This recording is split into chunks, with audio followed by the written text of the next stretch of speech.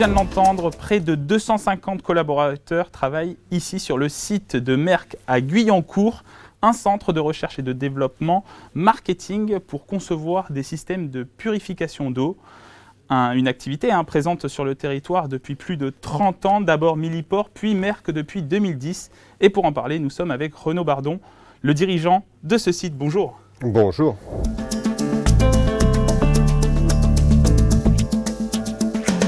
Alors, est-ce que vous pouvez nous dire quel métier on retrouve ici ?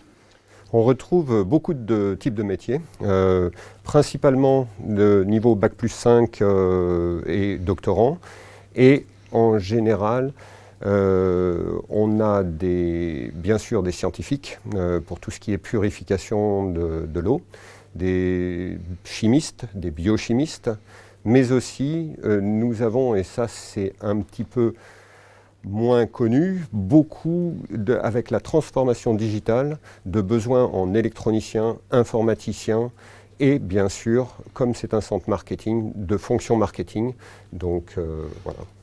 Toutes ces activités sont dédiées à la purification de l'eau, des systèmes qui permettent de purifier l'eau, c'est ça hein ? Oui, en fait, on est très fiers d'être les leaders du marché au niveau mondial et toute la recherche et développement et le marketing sont faits à partir du site de Guyancourt. Alors, quelle est la stratégie autour de cette innovation ? La stratégie, elle est multiple. La première, c'est de garder ce leadership, bien sûr, et tout ça en misant sur l'innovation. L'innovation, mais aussi la qualité. Et comme je vous le disais, cette transformation digitale dont beaucoup parlent et qui est une réelle réalité pour nous, puisque nous avons, par exemple, la possibilité de consulter les données de nos systèmes à distance, ce qui, pendant le Covid, a été critique pour de nombreux hôpitaux, de pouvoir compter sur leur système de purification d'eau et de savoir qu'on n'avait pas besoin de venir sur site pour consulter leur performance. Comment vous l'expliquez, ce leadership ? On a une très très bonne recherche et développement avec des gens très compétents. Nous faisons partie du plateau pas loin de Saclay avec beaucoup de très bonnes écoles. Pareil pour le marketing, Julian Jouzas, on a HEC qui est pas loin, etc.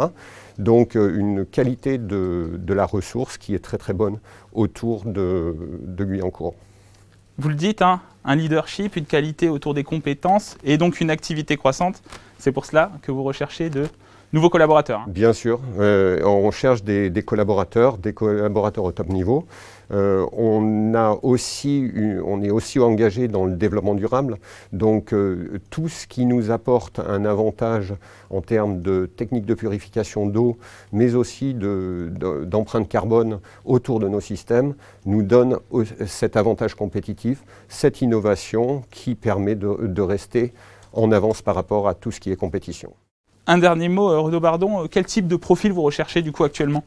Donc on recherche, alors bien sûr au niveau de la société Merck, on est très connu pour tout ce qui est chimie, biochimie, donc là-dessus on n'a pas de gros problèmes de recrutement. En revanche, pour tout ce qui est marketing et pour tout ce qui est informatique et électronique, là en revanche on est un petit peu moins connu et les gens, même si on a de très bonnes écoles dans le coin, ne pensent pas à nous et c'est plus difficile pour nous de recruter dans ces domaines-là. Merci Renaud Bardon. Merci beaucoup à vous. Je rappelle que vous êtes le dirigeant du site de Merck à Guyancourt et on va tout de suite rejoindre Perrine Froger, votre directrice marketing, pour voir comment fonctionnent ces systèmes de purification d'eau.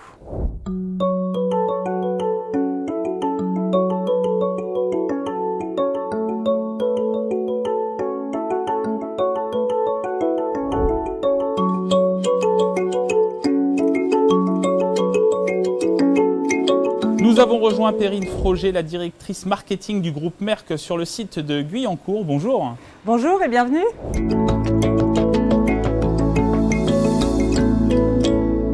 Merci de nous accueillir dans un laboratoire où on voit différents systèmes de purification d'eau. Alors, est-ce que vous pouvez nous expliquer à quoi servent ces systèmes ?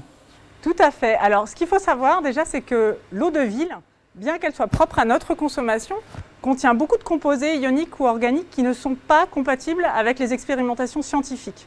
Donc notre rôle, c'est de concevoir des systèmes qui vont purifier cette eau de ville pour la rendre propre à l'utilisation par les scientifiques, que ce soit dans la recherche contre la cancérologie, par exemple, en cancérologie, ou pour que ce soit des analyses chimiques dans l'environnement, l'alimentaire. En fait, ces systèmes servent à la recherche scientifique. C'est l'eau utilisée dans les recherches scientifiques, en fait. C'est ça, c'est un composé indispensable, un réactif indispensable pour la recherche scientifique. C'est également absolument essentiel pour les laboratoires de biologie clinique qui ont été au cœur de la lutte contre le Covid. Nos systèmes permettent le bon fonctionnement de ces laboratoires et donc nous avons été très impliqués dans la continuité du service et le support à ces laboratoires dans les derniers mois. C'est des systèmes qui sont utilisés dans la production de vaccins, par exemple, dans la recherche, dans le cadre de production de vaccins? Ils sont tout à fait utilisés dans le cadre de la recherche de production de vaccins, dans le cadre des contrôles qualité des vaccins. Donc là, dans le cadre de la crise, votre activité marketing a été essentielle, je suppose. Notre activité, non seulement marketing, mais aussi innovation, support à nos clients dans des conditions qu'on connaît. Voilà. Donc oui, nous avons été très présents et très sollicités. Alors concrètement, comment ça fonctionne en fait ce système? Alors, ce sont des systèmes qui embarquent différentes technologies de purification, donc de la filtration, de l'osmose inverse, de la photooxydation UV, mais aussi beaucoup de technologies de contrôle pour vraiment être capable de mesurer le degré de purification et de restituer au client toutes les informations dont il a besoin au moment où il va l'utiliser. Alors, vous avez utilisé plusieurs termes techniques. Concrètement, comment on purifie l'eau en fait? Qu'est-ce qui agit au niveau microscopique finalement? Alors, l'eau, elle va passer dans des colonnes de charbon actif, par exemple, qui vont capter les contaminants. Elle va être soumise donc à de la photooxydation UV qui va tuer les bactéries. Donc, en fait, chaque étape de purification va permettre d'atteindre un degré de purification plus élevé de l'eau pour au final ne garder que l'eau ultra pure qui va permettre la conduite des expérimentations. Renaud Bardon nous disait tout à l'heure que finalement vous utilisez beaucoup l'IoT aujourd'hui. C'est connecté en fait, ce sont des appareils connectés et puis on peut les piloter à distance en fait. Exactement. Donc ce sont encore une fois, la purification est très importante, mais tout le contrôle de cette purification, la mesure permanente des paramètres de qualité d'eau est essentielle. Et aujourd'hui, nos technologies permettent de donner ces paramètres à nos clients, bien qu'ils ne soient pas devant leur système. Donc, ils peuvent consulter la performance de leur système à distance. Nous sommes aussi en mesure de réparer leur système à distance. C'est-à-dire que vous êtes au début de la filière, jusqu'à la fin de la filière de la purification de l'eau dans le cadre de la santé. Hein. Tout à fait, dans le cadre des sciences de la vie, avec des applications en santé notamment. Merci Perrine Froger pour ces détails. Avec grand plaisir. Et merci je rappelle que vous êtes la directrice marketing du groupe Merck sur le site de Guyancourt.